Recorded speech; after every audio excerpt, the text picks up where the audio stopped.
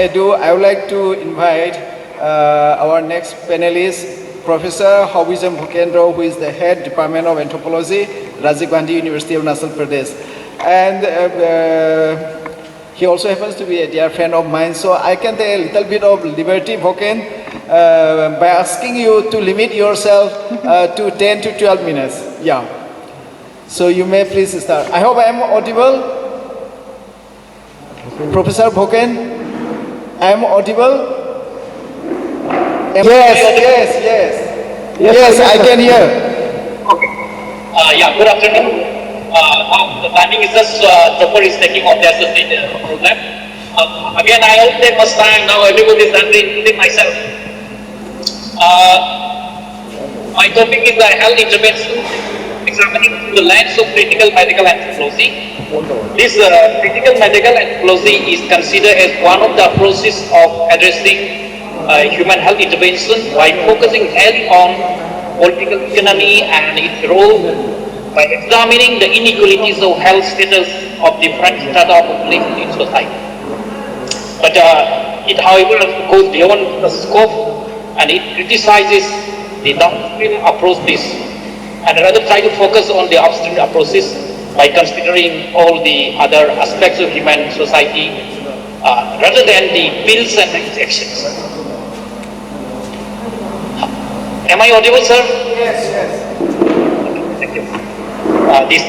This medicalization is one such concept where social scientists, they use just to argue the system of our medicine, where doctors, those in professional health sectors, the pharmaceutical industry, they are too much focusing on medicine, the terms, concept, everything.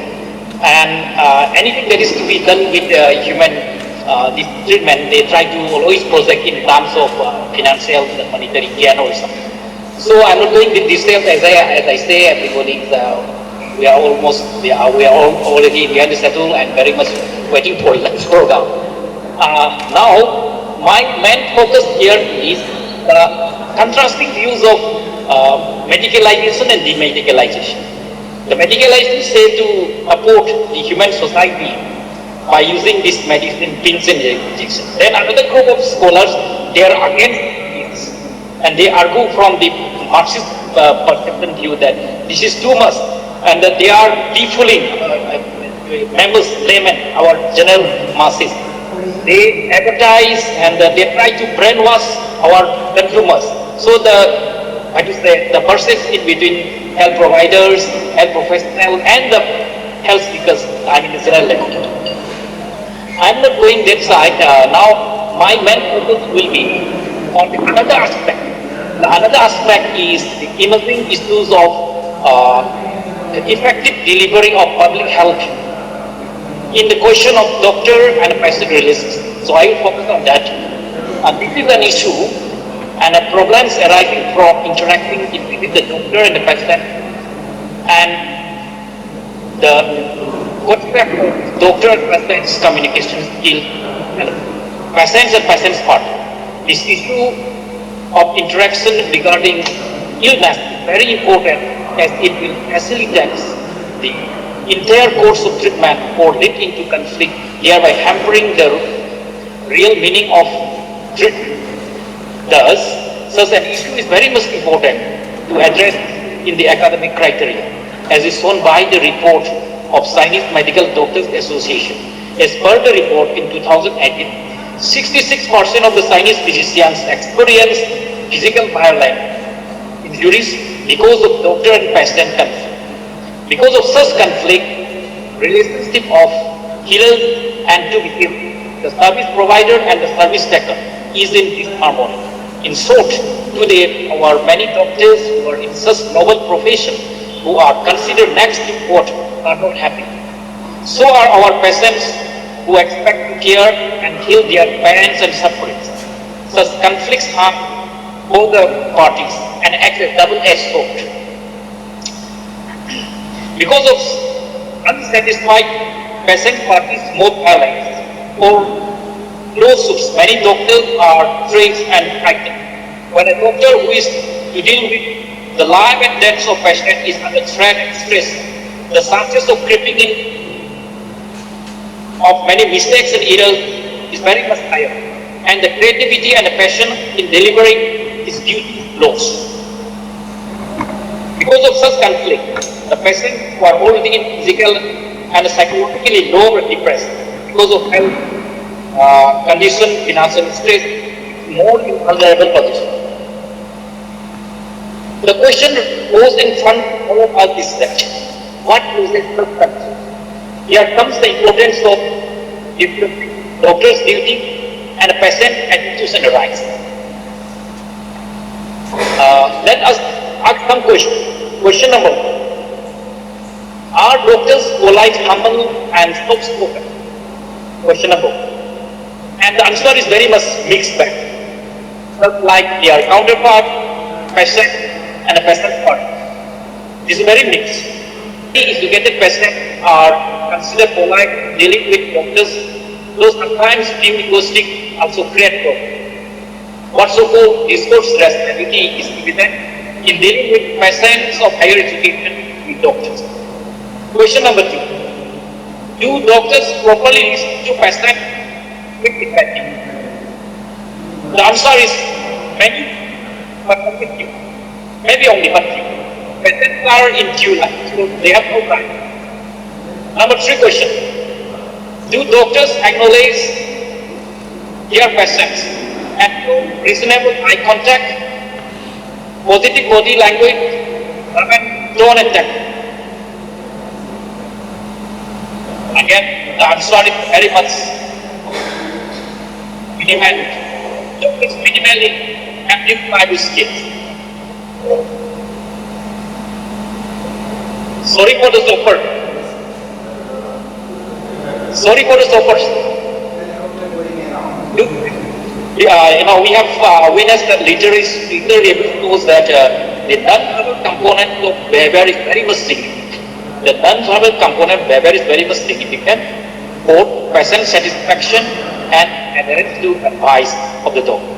So this type of verbal and non-verbal communication is very much minimal, and doctors don't have or don't invest the skill. And the next question is, do doctors give all required information to patients, such as nature and type of illness, medication, risk factor, and many other such things? And the answer is maximum of them no. It's the same problem, they don't have much time and time pressure because of time pressure. And lastly, do we see any doctors thanking to patients for giving him a chance to be his or her patient and increasing his professional knowledge? And not at all. Nobody sees it. Always doctors expect the patients to be very much grateful and thank. So, two hypothetical attitudes can be met. Number 1 hypothesis is that regarding the categories of doctors. Number 1 category is haughty, very haughty. They have these attitudes. We are next to God. We shall lessen and cure patients' pain and suffering. We are brilliant few in this profession. Patients and patients' parties shall obey and respect us. We are superior. They are subordinates. Doctors with such attitude and those soft skills are more likely to create conflict with patients. Category number 2 is very much contrast. Doctors who are humble and having high level of soft skills, and they are most likely to be in conflict. So the comment is that positive mindset plus